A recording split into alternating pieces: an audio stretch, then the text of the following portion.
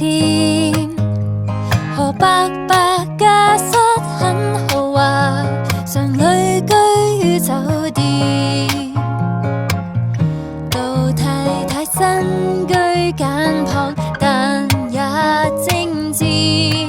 大哥哥研究熱愛手作，繼續發揮潛能，現高叔叔忙着預備佳肴，給長者添飽暖。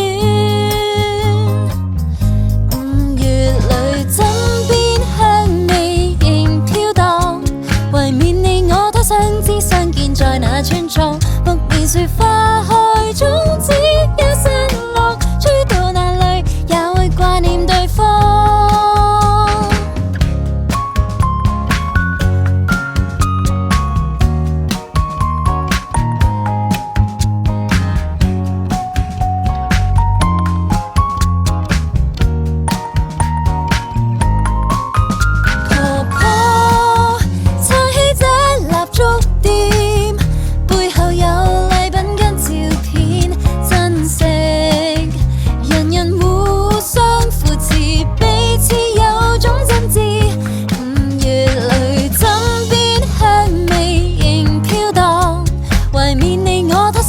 相見在那村莊，木棉樹花開，種子也散落，吹到哪裏也會掛念對方。5月裏想起故事還未閉幕，期盼與陪夜餐享受愛與陽光，完成着風箏。